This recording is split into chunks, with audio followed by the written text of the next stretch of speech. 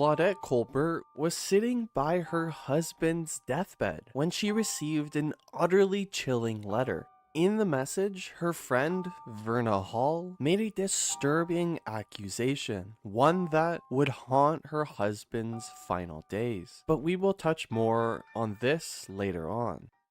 Born on September 13th, 1903, she lived the first part of her beautiful life in Paris. However, at the age of 6, the family quickly moved to New York, where she found her first big break with many Broadway shows. Claudette Colbert's whole career was a surprise. Colbert never wanted to be a movie star. Even so, Hollywood wanted her. Tinseltown was just switching from silent films to talkies, and there was a huge demand for actresses who had experience with speaking roles. They eventually enticed her to go to the West. Colbert's first experience on a film set was so awful, she swore she would never do it again. Her first movie was 1927's For the Love of Mike, under soon-to-be legendary director Frank Capra. But this didn't help much at the time. In the 1920s, Capra was still young and green, and Colbert just didn't trust him. She only stayed in Hollywood because she was locked in a contract. In 1934, Colbert worked with Frank Capra, again in the now classic It Happened One Night, playing spoiled heiress Ellie Andrews. But most people didn't know the film's dark history. After their previous collaboration, Capra and Colbert had no love lost for each other, and Colbert wasn't even supposed to get the part. She was Capra's last choice, after 7 other starlets turned him down. Perhaps hearing that she was the bottom of the barrel choice for the part in It Happened One Night, Colbert made sure to put her most diva demands before she committed to the role. She insisted not only on getting twice her salary for the film, she also finagled a shorter filming schedule so she wouldn't have to cancel her vacation plans. Now she was surprisingly getting her own way in the film industry. To everyone's surprise, almost no one knew about Colbert and Capra filming It Happened One Night was an absolute nightmare. Capra recalled that his lead actress had many little tantrums about almost anything, mostly he said motivated by her antipathy towards me. But her biggest diva moment happened in the film's most famous scene.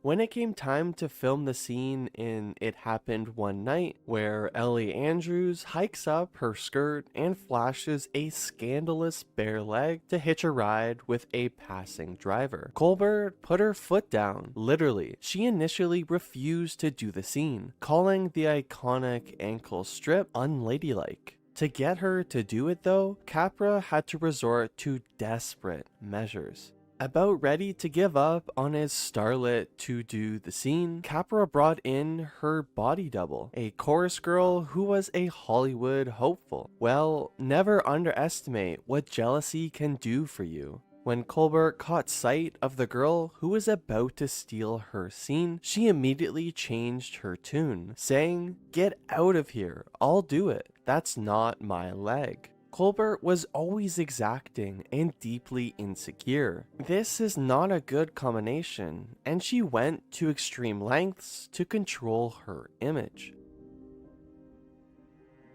It became a cliche for people to claim they had a good side, but Colbert actually refused to show the right side of her face to the camera entirely. This eccentricity soon blew up into epic proportions. Colbert was deeply suspicious that the cameraman wouldn't meet her demands and they'd end up shooting her bad side. So she took matters into her own hands. Not only did she start learning about lighting and the technical side of film, she would often force producers to redesign film sets just to accommodate her specific needs.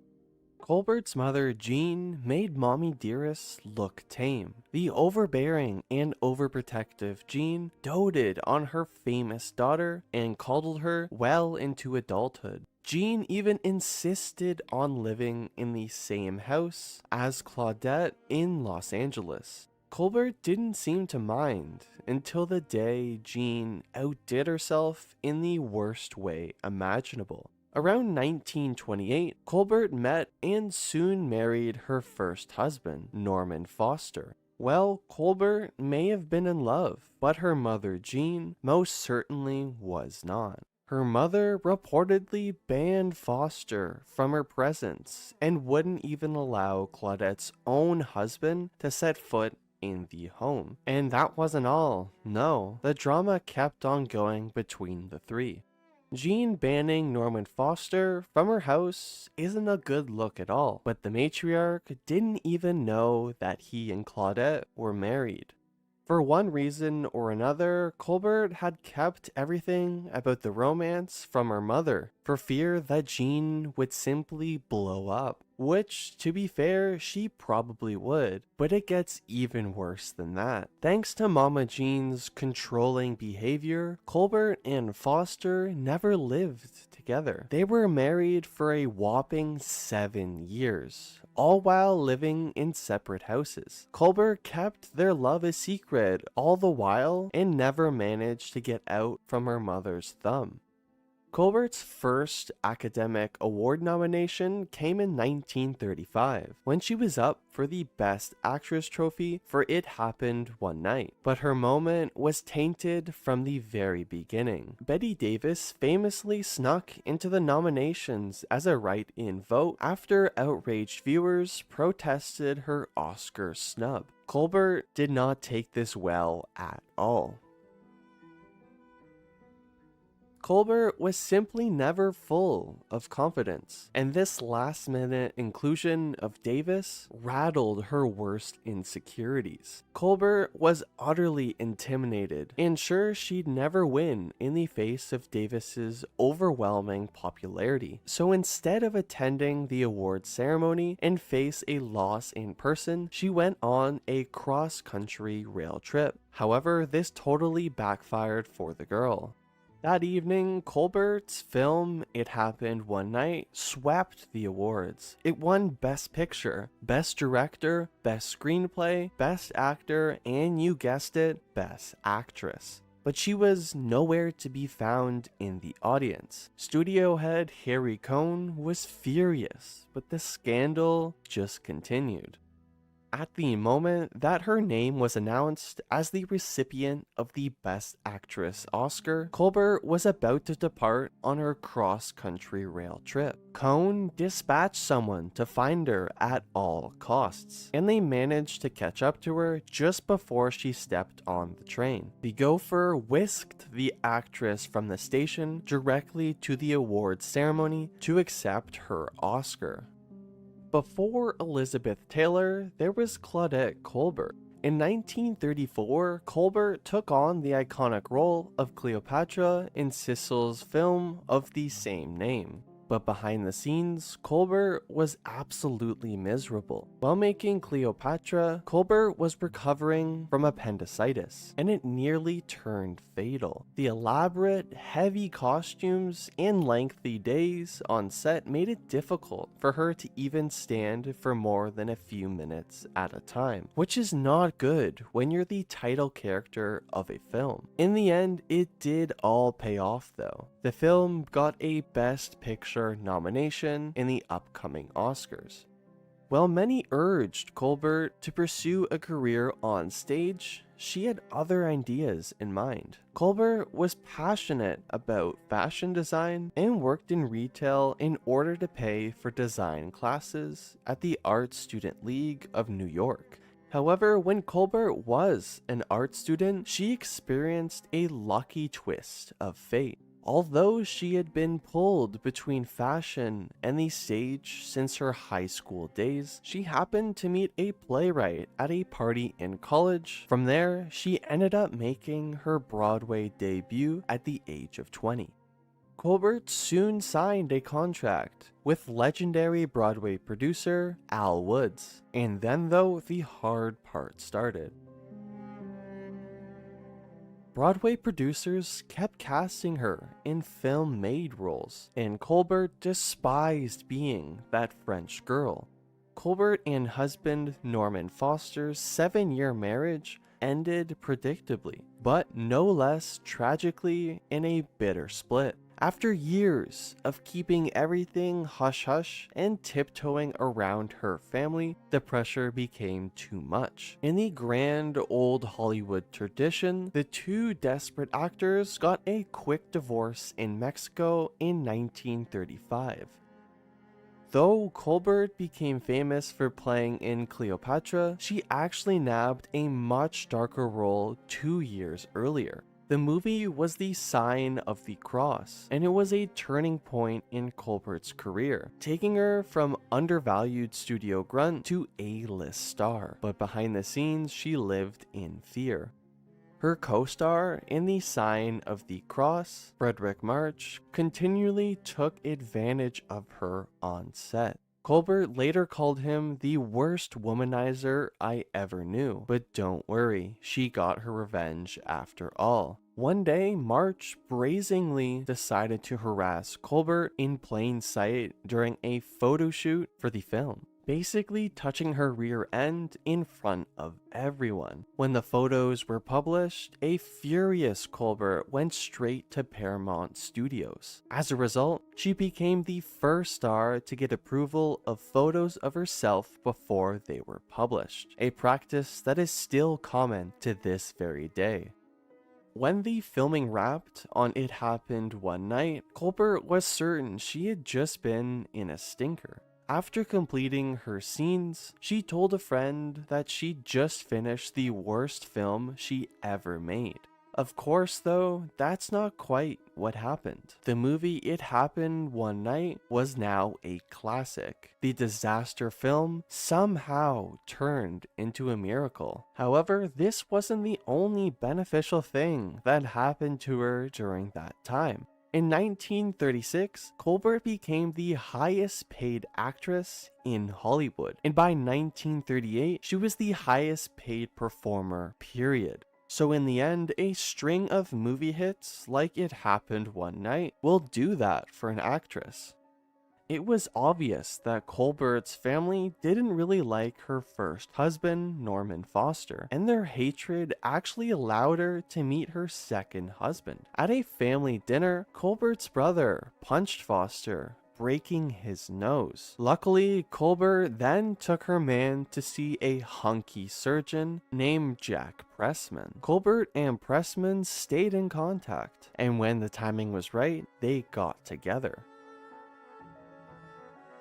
Just 4 months after her divorce from Foster, Colbert was standing at the altar with Pressman, but even this came with a price. After the disaster of her first marriage, Colbert was finally kicked out of her mother's house. As it turns out, this made for a much happier union, and the pair were together until Pressman's passing. But that doesn't mean it was without scandal. According to rumors, Colbert had dalliances during her marriage to Pressman, except that's not the scandalous part. Tabloids claimed that instead of having affairs with male co-stars, Colbert was a closeted lesbian, carrying on secret trysts with other stars. Her most famous posed lover, the beautiful Marlene Dietrich.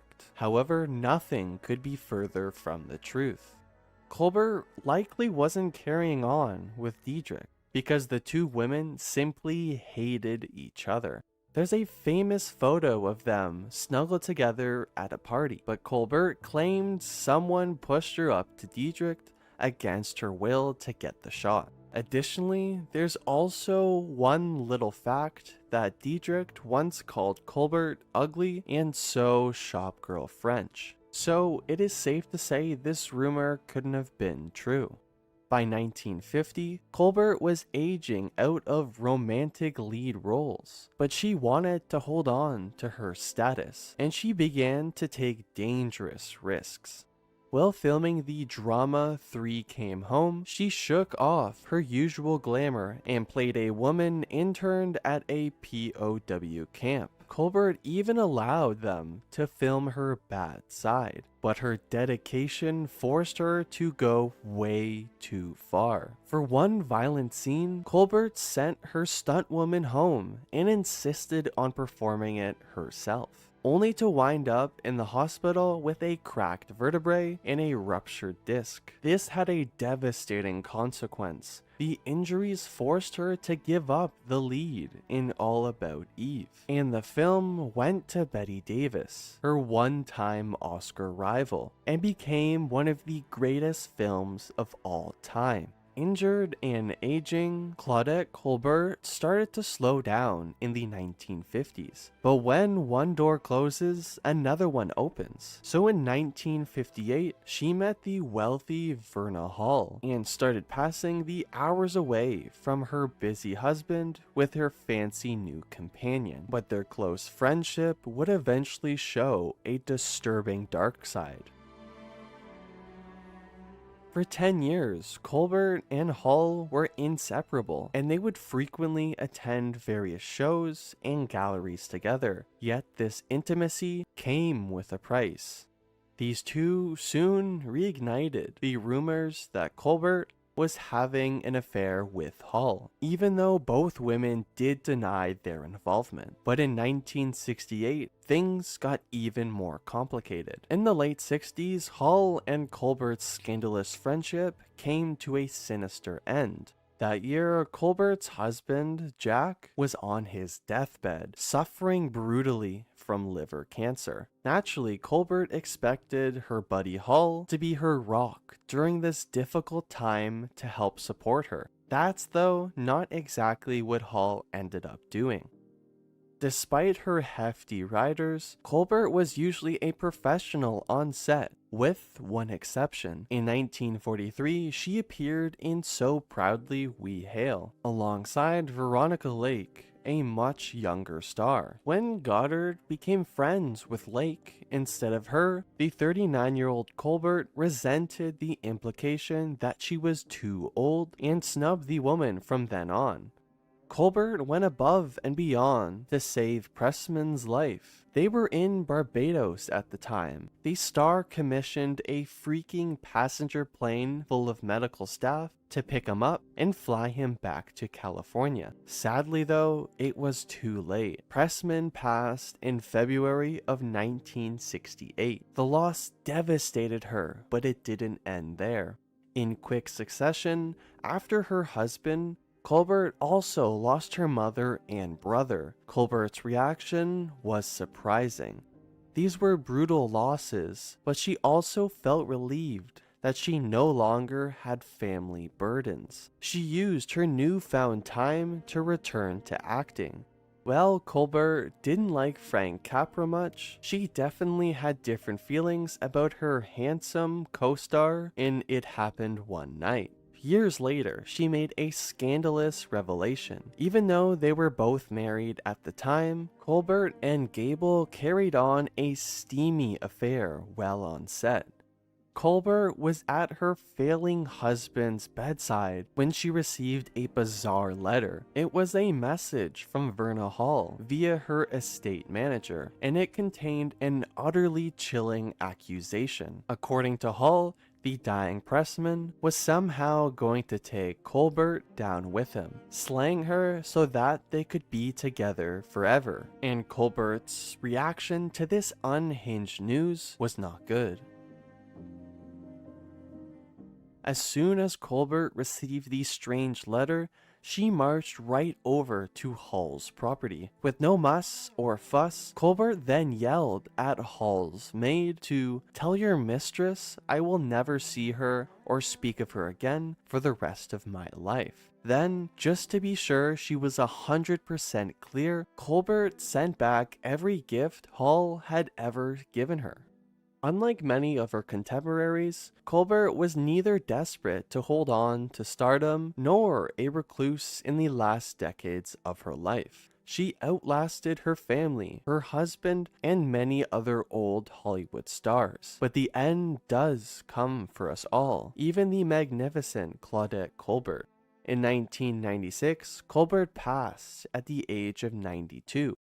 Don't forget, if you've enjoyed this story or stories alike, make sure to show some love by subscribing and liking this video. Stay tuned for some more informative and exciting stories like this one.